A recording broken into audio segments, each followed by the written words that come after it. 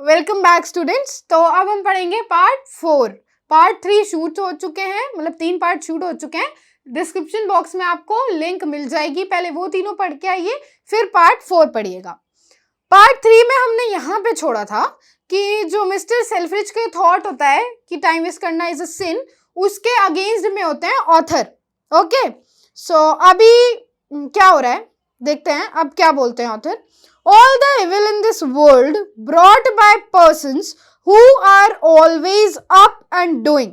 जितने भी एविल हैं, बुरी चीजें इस दुनिया में, वो लोग लाते हैं। अब यहां से हमें क्या पता लग रहा है कि अभी तक तो आर्ग्यूमेंट चल रहा था, ठीक है। अब क्या आ रहा है, अब थर्ड सेक्शन कौन सा आ रहा है? अब थर्ड सेक्शन आ रहा है जिसमें ऑथर अपना इंस्टेंस देगा कि वो क्यों गलत कह रहा है सेल्फ्रिज के थॉट को, राइट। सो ये है थर्ड सेक्शन, अब पूरे में यही चलेगा। ओके, देखते हैं कहां तक जाता है। जितनी भी बुराइयां हैं दुनिया में वो उन पर्सन से आती हैं जो लोग हमेशा ऑलवेज अप को अंडरलाइन करिए, ऑलवेज अप यानी जो लोग हमेशा एक्टिव रहते हैं, ये जो लोग हमेशा कुछ ना कुछ किया करते हैं, क्योंकि आप कुछ करोगे तो गलती तो होना जायज है ना। But do not know when they ought to be up nor what they ought to be doing.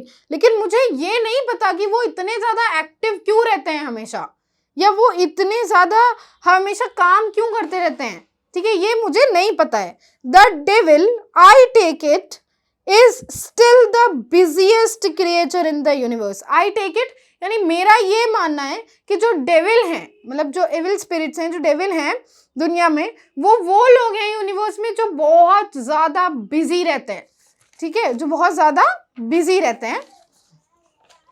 And I can quite imagine him denouncing laziness, और इसी वजह से मैं इमेजिन कर सकता हूं कि वो इसी वजह से लेजीनेस को डिनाउंस करते हैं। And becoming angry at the smallest waste of time, बहुत अच्छा लिखा है, वेस्ट ऑफ टाइम को अंडरलाइन करिए। And becoming angry at the smallest waste of time, क्या बोल रहे हैं वो कि मुझे ऐसा लगता है कि जो लोग इतने बिजी रहते हैं वही लोग डेविल हैं, और वही लोग लेजीनेस को बुरा कहते हैं, लेजीनेस को डिनाउंस करते हैं। और फिर छोटा सा भी अगर तुम 5 मिनट के लिए भी अगर रेस्ट ले लिए तो वो उन लोगों के लिए बहुत बड़ी बात हो जाती है, गुस्सा करने लगते हैं कि टाइम वेस्ट क्यों कर रहे हो, काम करो अपना, है ना।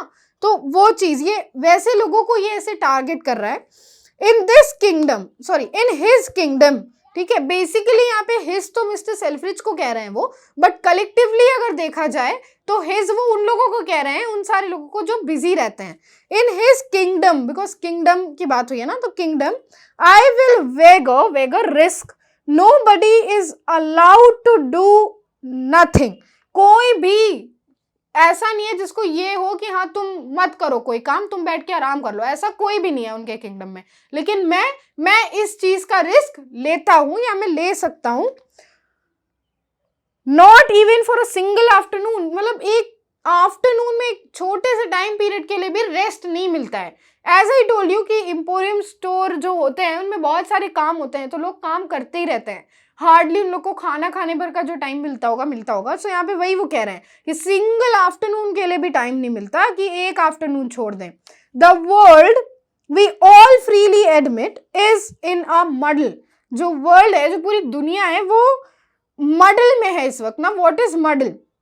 मडल के 2 मीनिंग होते हैं, एक होता है कि कंफ्यूज कर देना किसी को, और एक होता है कि किस चीजों को गलत ढंग से लगाना ताकि वो डर्टी दिखें, ठीक है, यानी वो गंदी दिखें। तो यहाँ पे दोनों मीनिंग अगर आप देखो तो दोनों ही सेटल होंगी, लेकिन कौन सी मीनिंग अप्रोप्रिएट है? सेकेंड वाली। क्यों? क्योंकि मडल के आगे क्या लगा है? इन लगा हुआ है, राइट। सो जो सेकेंड मीनिंग है कि जो चीजें हैं वो ऑर्गेनाइज वे में नहीं रखी हुई हैं, या वो ऑर्डर में नहीं है, और वो इसी वजह से ना होने के लिए, मतलब ना ऑर्डर में ना होने की वजह से वो बहुत ज्यादा डर्टी दिखाई देती है। डर्टी से यहाँ पे सेंस है उलझी हुई, गंदी, मतलब साफ, क्लियरिटी नहीं होती है उसमें। डर्टी से यहाँ पे ये मतलब है। सो वो वही कह रहे हैं कि जो पूरी दुनिया है ना, वो उसने अपनी चीजों को इस तरीके से अरेंज कर रखा है कि वो क्लियर नहीं होता उनको कोई भी चीज, ठीक है, उनको कोई भी चीज क्लियरिटी में नहीं होती है। वो अपने कामों को प्रॉपर ऑर्गेनाइज वे में नहीं रखते हैं। अगर वो प्रॉपर ऑर्गेनाइज वे में रखें तो उनको भी टाइम मिलेगा कि वो थोड़ा सा 5 मिनट का रेस्ट कर सकें, बट वो चीज वो नहीं करते हैं, राइट। वही कह रहा है यहाँ पे। But I for one do not think that it is laziness. पर मैं ऐसा इंसान हूं जो ये सोचता है that it is laziness that brought it to such a pass. ठीक है, but I for one do not think, मतलब सॉरी मैं गलत बोल दिया, मैं इकलौता ऐसा इंसान हूं मुझे लगता है जो ये सोचता है कि ये जो चीजें आई हैं do it to such a पास, पास मतलब कि रिजल्ट, एग्जाम के बाद का जो रिजल्ट आता है वो उससे रेफरेंस है कि अगर ये रिजल्ट आया है कि दुनिया पूरी इतनी मगलअप हो चुकी है, इतनी कंफ्यूज हो चुकी है, नॉट कंफ्यूज बट क्लियर नहीं है उनको चीजें, तो वो मैं ये सोचता हूँ कि वो इस वजह से नहीं है कि हम लोग लेजी हो रखे हैं, उनके अकॉर्डिंग वो इस वजह से है क्योंकि हम लोगों के पास, हम लोग ने खुद को इतना बर्डेंड कर रखा है, काम है काम है काम है करके। अगर हम प्रॉपर वे में उसको अरेंज करें तो हम सबके पास टाइम मिलेगा, हम सबको टाइम मिलेगा, राइट। वो ये कह रहे हैं it is not the active virtue that it lacks but passive one. ठीक है, बहुत अच्छी लाइन है। एक्टिव वर्च्यू और पैसिव वर्च्यू से क्या मतलब है? एक्टिव वर्च्यूज बेसिकली वो साइंस होते हैं जो हमें डायरेक्शंस देते हैं, एंड पैसिव वर्च्यूज वो होते हैं जो हमें स्टॉप करने को बोलते हैं। ठीक है, यानी जो हमें रुकने को कहते हैं। सो वो यही कह रहे हैं कि ये एक्टिव वर्च्यूज की वजह से, मतलब ऐसा नहीं है कि क्या बोल रहा है, it is not the active virtue that it lacks but a passive virtues.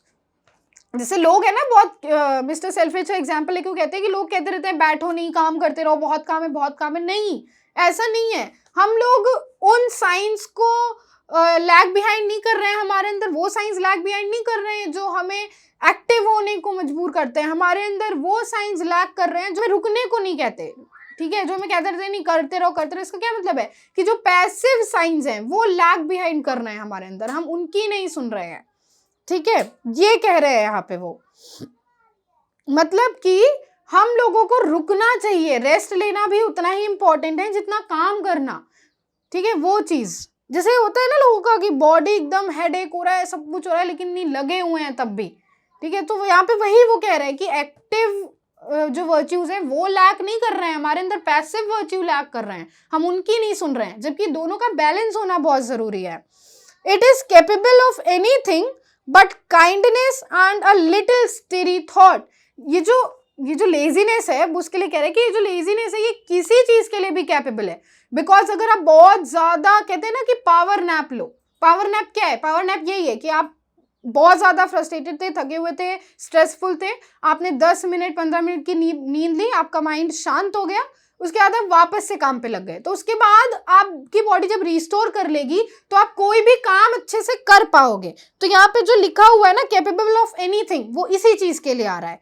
But kindness and a little steady thought, लेकिन सबसे ज्यादा जिस चीज को ये बड़ा एम्फेसाइज करता है वो क्या है कि हमारे अंदर हमारा जो हार्ट है वो काइंड होता है, राइट। और स्टेडी थॉट यानी हमारे जो थॉट हैं उनको थोड़ी शांति मिलती है, थोड़े ठहरते हैं, तो हम सही से सोच भी पाते हैं फिर उसके ऊपर।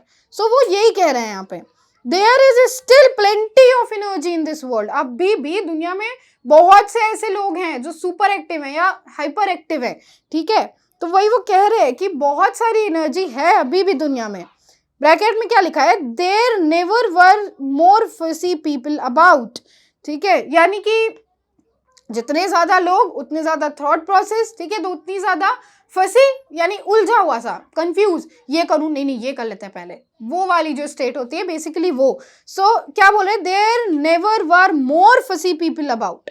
ठीक है, तो ये इसको ब्रैकेट में क्यों बंद किया है, बिकॉज ये हिस्सा नहीं है, बस जो आगे उन्होंने लिखा है उसी को वो अच्छे से एक्सप्लेन कर सकें रीडर को, इसलिए उन्होंने ये ब्रैकेट में लिख दिया।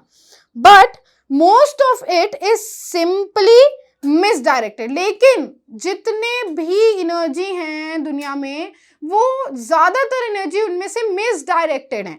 देखो यहाँ ये जो वर्ड है मिसडायरेक्टेड, यहां से ये क्लियर हो गया कि जो मैंने मॉडल की मीनिंग आप लोगों को बताई थी दैट वाज एप्रोप्रिएट, तभी तो यहाँ पे मिसडायरेक्टेड लिखा हुआ है ना, मॉडल का मतलब भी वही था, राइट। सो वही वो कह रहे हैं कि एनर्जी तो बहुत है दुनिया में लेकिन वो मिसडायरेक्टेड है, वो प्रॉपर ऑर्डर में नहीं है, जिसकी वजह से वो हमारे अंदर एब्जॉर्ब नहीं हो पाती है या सही तरीके से एब्जॉर्ब नहीं हो पाती है, ये कहना ज्यादा सही रहेगा। समझ रहे हो ना, बहुत अच्छा लिखा है इन्होंने ये ऐसे।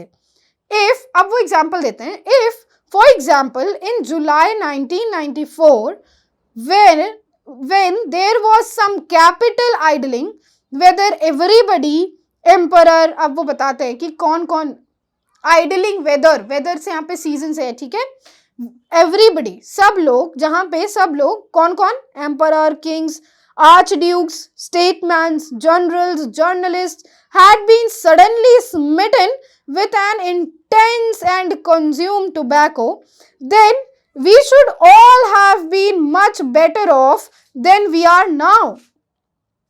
अब क्या बोल रहे हैं वो, पहले तो ये जानो जुलाई 1914 में क्या हुआ था. July 1914 basically refers to July crisis, जो कि समर के टाइम पे हुई थी ना. व्हाट इज इट, तो आपको ये दिख रहा होगा डिटेल, ठीक है, इसको आप पढ़ के देखो कि क्या है जुलाई क्राइसिस, ठीक है, हिस्टोरिकल इवेंट है उसका, वहाँ यहाँ पे इन्होंने रेफरेंस लिया है. और वो ये कहते हैं कि जब कैपिटल आइडलिंग का एक वेदर बैठा हुआ था, जब वेदर था उस टाइम पे जो भी जितने भी लोग थे, they had been suddenly smitten with an intense and consume tobacco, ठीक है, वो लोग बहुत ज्यादा दिमाग में सोच से भरे हुए थे, इंटेंसली ऑक्यूपाइड थे और बहुत ज्यादा टोबैको कंज्यूम कर रहे थे.